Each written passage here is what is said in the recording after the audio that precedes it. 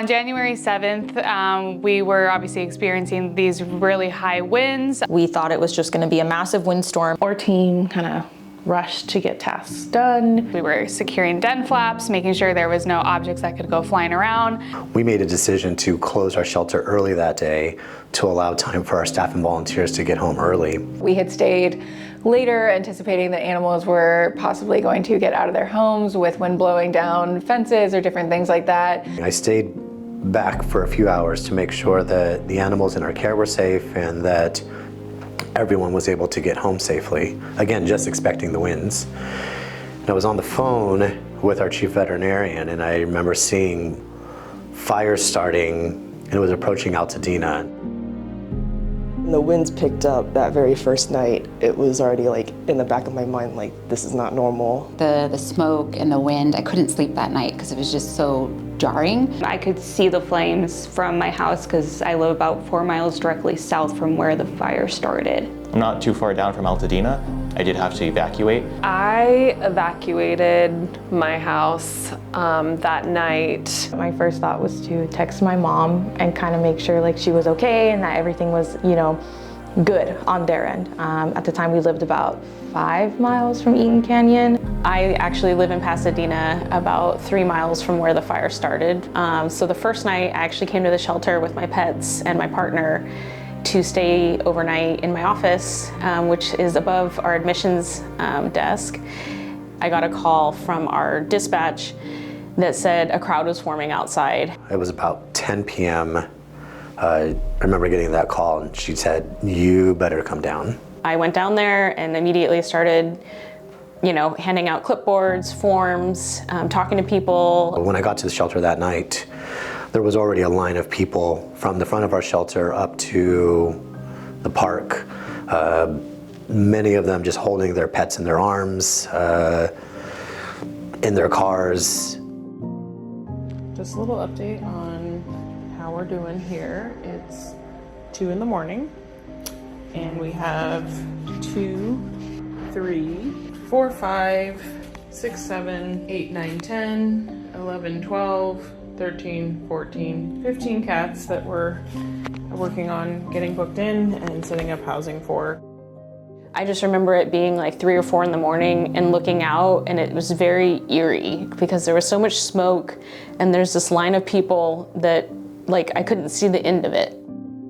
That whole night, I remember like I couldn't sleep. I was just like tossing and turning. I was constantly checking watch duty to see like, where's the fire going? Is it going like to the right, to the left? Like where, like what could possibly happen? Our chief veterinarian, Dr. P, alerted us, our team, that there was a fire occurring. She had this like mass plan that if anybody needed to evacuate, to not come to work the next day. You should not come in unless you're nearby and feel safe to do so. And that's when people were saying, yes, I'll be there. No, I've been evacuated. So I just remember answering the phone and just said, I'm on my way, I'm gonna be there soon.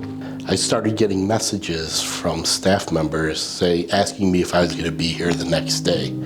I could see the fires from my place, and with the way the winds and the fires were, I knew it was gonna be bad.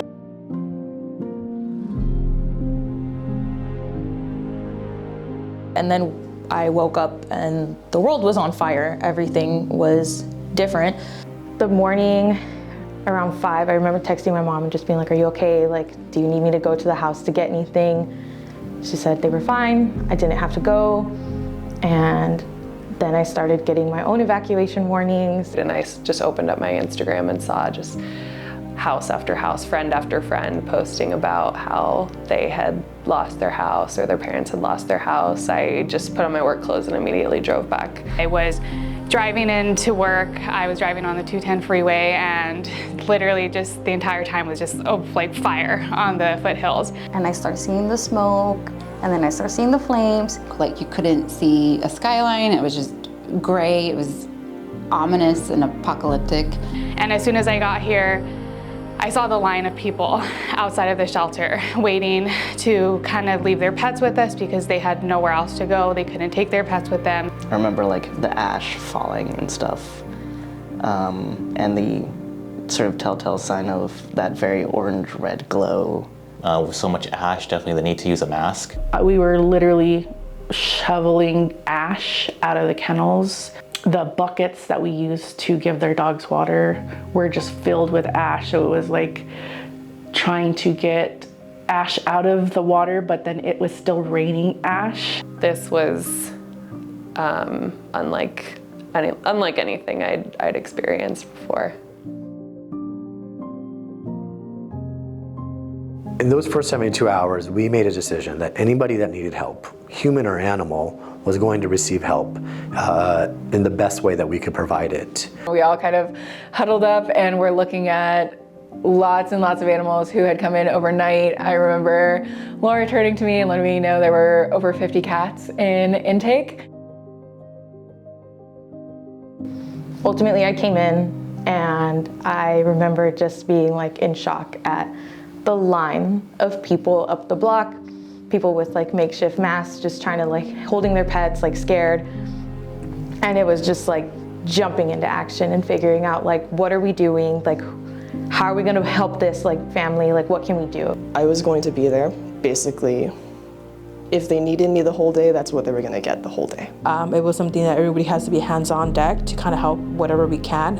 It doesn't matter your role, you just needed to be helping. So I went over to the intake, our ARC department, and just kind of jumped in wherever they needed help. But I remember taking a piece of paper and started to write down, okay, first in line needs this, second in line needs to board their animal, third in line needs food. I was sitting there, I was going through everyone's paperwork, and it made me really sad to have to see like the names of people I had gone to high school with, like coming in and boarding their pets. People had lost their homes, animals were running around stray and were being picked up and they were brought in. We were getting them in so fast, it was unbelievable. I remember at one point bringing an animal in, seeing a staff member, and she was literally in tears saying, they're coming in too fast. And I just told her, you're doing a great job, keep it up, and we're doing the best we can. I was doing a guinea pig intake for this family, and that's when I got the call. My mom called me, and she let me know like that the house was gone.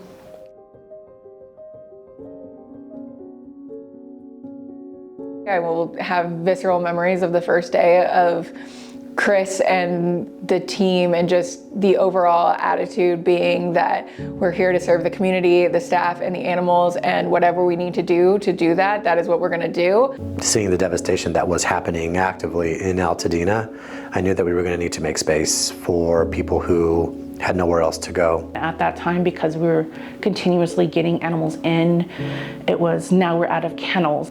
I prioritized leaning into some of our relationships with other organizations. They helped transfer out some of the animals that were already in our care so that we had space for the animals coming into our care. We had transports come in from San Diego, Utah, Central California, Northern California, all over. And I believe the very first night, the last transport arrived around 1 a.m. And for the next couple of days, it was always waiting for transports and then getting them out of here. In between the times of waiting for the transport, there were animals already coming in. You know, we're moving to, at this time, maybe plan D, and it's setting up crates, getting the supplies that we need to set up the training rooms. We have the 6 different training rooms, luckily. And it wasn't just putting dogs in crates. They got walked a specific amount of times a day. They got enrichment daily. I was taking dogs out for potty breaks, you know, from their crates and getting them out for a while so they could stretch their legs. It was trying to comfort them and give them some routine and normalcy. Taking in that amount of dogs and cats in itself was its own challenge. But we also were getting snakes, we were getting rabbits, we were getting reptiles, and so I'm finding heating pads. I remember through the ashes, seeing somebody walk down with a horse. And they ended up housing it in a garage just for the night. I remember taking in a 50-year-old tortoise with scorch marks all over it. Or Critter House was a literal zoo. Because we had so many lizards and reptiles and fish come in, so we kind of had to figure out where to put everyone. electrically. We had a lot of birds come in. Most were cockatoos, a couple were Amazons, because they're also very social, they're very intelligent. So part of that care is to make sure they don't get too stressed because everything has changed for them. We've gotten a good number of koi fish that I did not know there were that many koi fish up in Pasadena. Surprisingly, fish were not really something we dealt with almost ever until the fire, and then it was an overwhelming amount of fish. We got everything and anything in. We had a lot of people that would just come in after they, emergency boarded their animals, and they would come every single day to come see their animals. And at that point, we had hundreds and hundreds of animals. And we would take out their animals, and it was like the moments they could have when they were going through all of this that actually brought them a little peace and joy for just, however long we had them out for. It was nice to get to be like standing there just simply in the room while they got to say hi to their babies and like feel a little bit of relief from what had happened to them.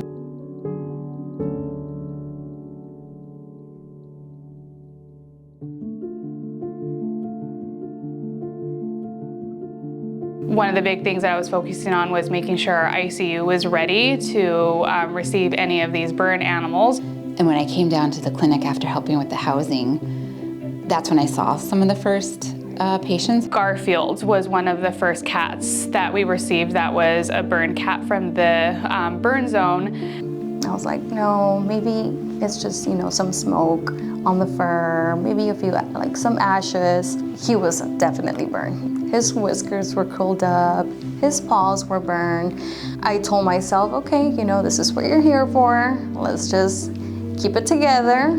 At that point, that's when I realized, okay, this is really happening. I think we weren't sure what we were going to be seeing, especially the first day. We were able to get some resources from UC Davis to learn how to treat burn animals, and obviously we were reaching out to a lot of different other animal shelters who have experienced this.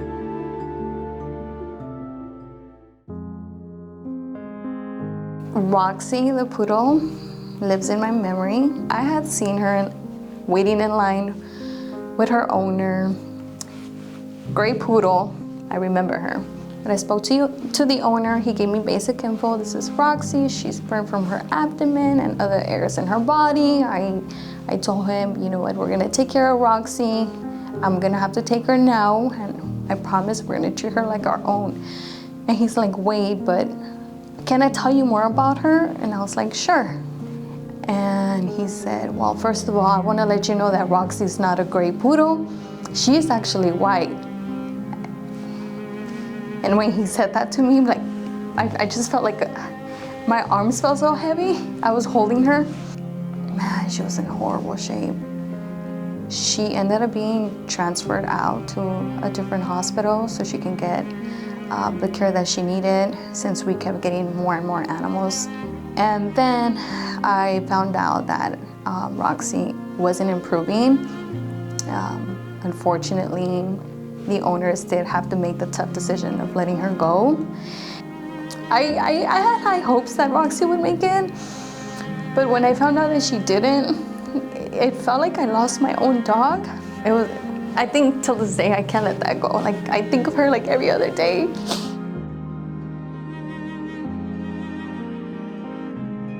Slowly throughout the next few days, more and more animals started trickling in, and obviously the later in the week that they came, the more severe their injuries were.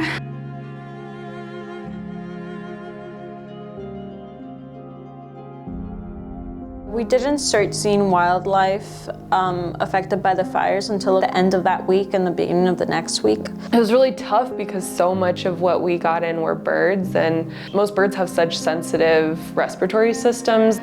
Every single bird we got that had burned feet, burned feathers, they suffered a lot from smoke inhalation. All of them didn't make it, which is really unfortunate. I don't think it hit me that every single one of our birds died until I think a couple weeks ago. With the birds, it was really hard because we would get our hopes up and be like, oh, this one's gonna make it, and then it would just like, one day we'd walk in and they would be gone. Most of the animals that we got in were animals that we were comfortable with, that we had worked with before, just with different injuries. If they had like singed wings or feathers or fur, that was something that was relatively new to us. So we had a lot of support from outside organizations who had dealt with things like this before and giving us guidance and protocols on how to treat burn wounds and decontaminate ash and things like that. I think the most surprising thing we saw were the bobcats. Bobcats tend to be more shy. They don't really like to hang out in super urban environments. Typically, we only see like 1 or 2 bobcats a year, and during the fires, we saw, I think, like 4. One of them had been hit by a car. We assumed it was disoriented or fleeing from the fires, and another one had obvious burns on all 4 of its paws. Singed fur, burns across her whole body. And I believe she came in with us 2 weeks after the fire started. A bobcat could be injured for a few weeks and still be surviving out there, just in a lot of pain like we think this girl was. I guess because our vets had been doing a lot of wraps and care for burned animals, they knew exactly what they needed to do with this girl. The one that was hit by a car had a pelvic fracture, and we sent it to the California Wildlife Center because they have a little bit of a larger aviary space. That one also got released with our singed girl.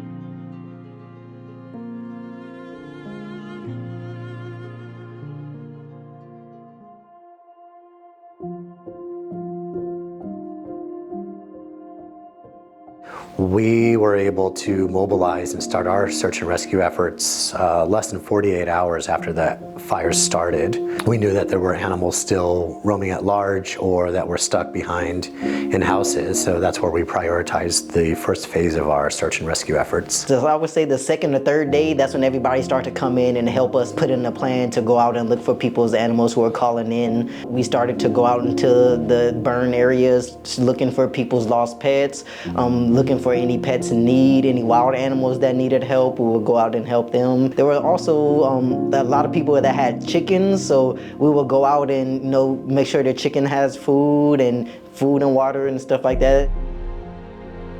They took me in to help with the phone calls when I was getting for dispatch. One of them is still kind of traumatizing. I still remember it, that she called saying she got okay to go back home. She wanted us to go first to go and see if her pets made it or if we are able to pick up their bodies. We had people calling in, asking us to go by their home to check to see if we had any signs of the cats around. We would leave cat food out, we leave water bowls, and we will go around daily checking to see if it looks like the food has been touched and stuff like that, to see if there were any signs of their, their pets around, so we can kind of give them some closure on their pets.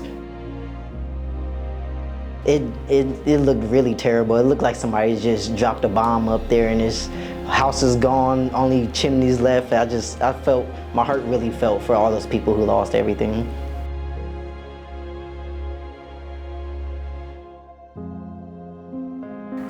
I took about a week and a half off of work because I wanted to help my family. I wanted to figure out where are you gonna go, who are you gonna stay with.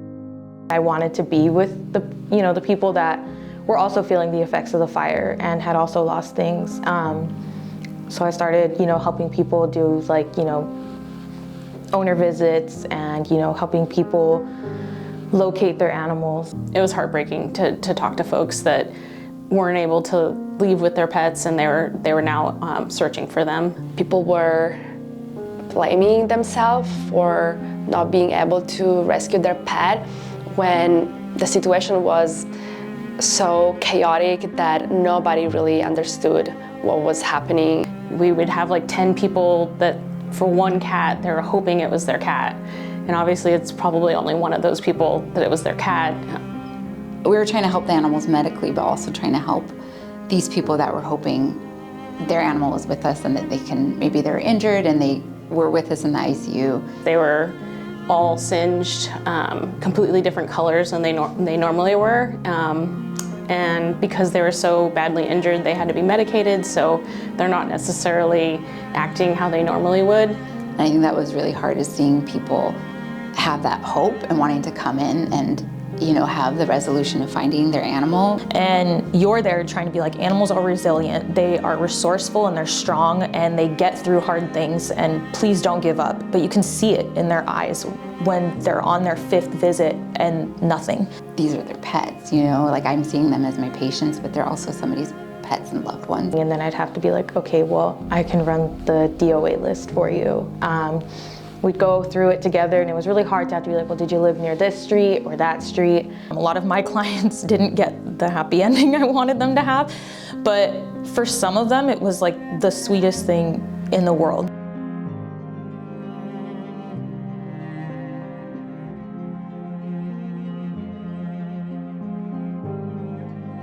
One that stuck out with me was a dog named Canelo. He was laying in the back of a pickup truck. Burns all over his body. Had to lift him up, carry him, put him in a car, brought him to Shelter Med, where our staff worked on him. His owner, seeing on social media, saw him and had thought Canelo had passed away in the fires. One of the best moments was I helped bring him in, and then I was able to give him back to his owner.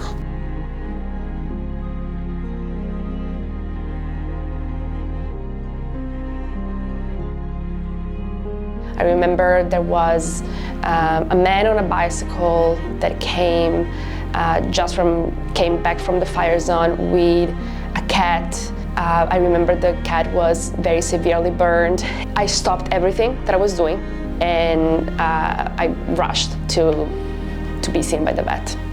The cat ended up being Skinny Minnie. She was one of the first and the most badly injured.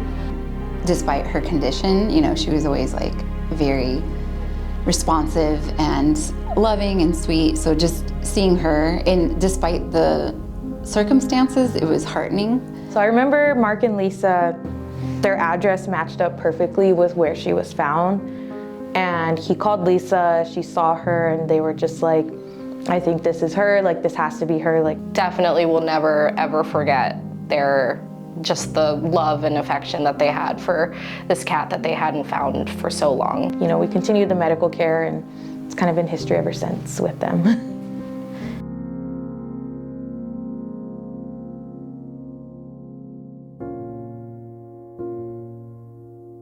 I was working outside, helping intake animals those first 72 hours. I heard cars honking, and I looked to my left, and all of a sudden I just see a traffic jam and this huge pile of pet food, supplies. And piles isn't even a good word, it's mountains of donations. All of the pallets of food that came in, and the crates, the toys, blankets, everything.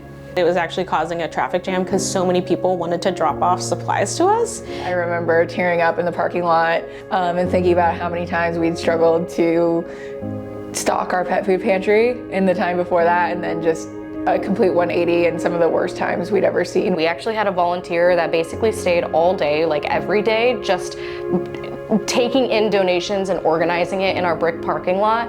I had gone out to look for some donations because we actually needed some dry shampoo in order to remove the soot and the ash from the animals.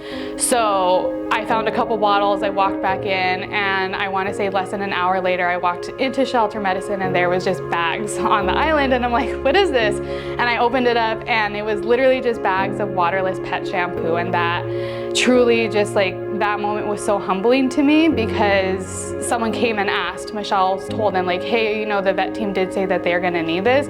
And this person went and cleared out the stock, I'm assuming from Petco, of all of their waterless shampoo. And that was one of the first times when I guess I got a little emotional and started crying, because that was just to me, a simple act, and it was just one of the kindest things somebody could have done. Myself, I get through hard things in my life by looking for a silver lining, because it's there if you look for it. And That was the silver lining I can find with this, that the response we had from our community was just, how can we help you, and how can we help the animals, and how can we help these people? And it was lines wrapped around the block of people wanting to donate to us and asking how they could volunteer and help. We were here for 12, 14 hours a day. We forgot to eat, we forgot to drink water. The community really came together and donated a lot of food and coffee, energy drinks, water. That was the only time where I felt like some kind of comfort. I knew that our community had our back just like we had theirs. The community showed up for us in a way that, as an organization, we will forever be indebted to. I think we're always going to kind of be living in a state of fire response because we're still working with animals and owners who were impacted by the fires to this day. We had people that were still living like hotel to hotel or in Airbnbs months after the fire, and being able to incorporate like their large dog back into their life was going to take a lot longer. For those animals who either couldn't return home or who weren't reunited with their owners, the community continued to show up and open up their homes for the animals that needed them. We had people who were boarding and then ended up realizing that it wasn't going to happen, that they could take these animals back, and then they ended up surrendering. And I know all of us in adoptions took that on as a massive, massive responsibility to get these animals into homes that would love them just as much as the families that had to give them up. Naya and Presley, I did a lot of visits for their family, and I had to do, when the family decided to finally surrender them, we took them out one last time so they could say goodbye. And I was there for that surrender visit. I took the dogs out. They got to be as a family one more time. And so when they each got adopted, and I knew the people, and I knew that they were like great, fantastic people who were going to take care of these dogs that this family loved for 11 years, they were seniors, and that I had grown to love and, you know, feel a responsibility to this family. It was really bittersweet because it's not the ending you want for those dogs and for that family, but it's an ending that's still happy for them, and they still get to be cherished and loved.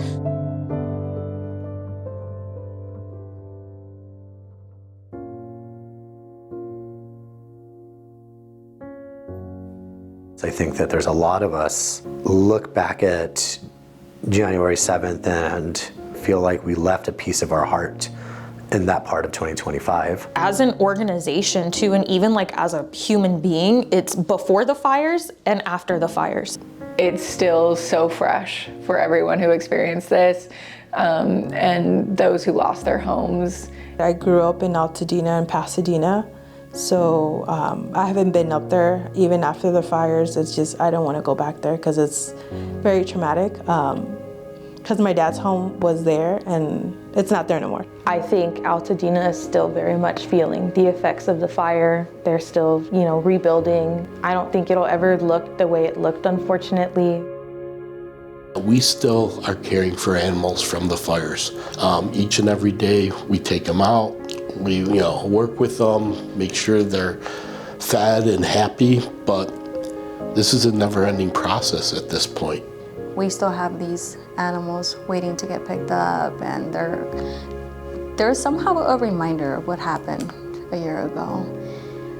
There was nobody in our staff who, in the middle of everything, said, I can't do this. Staff members lost their homes, they were evacuated, and they still showed up the next day to help the community.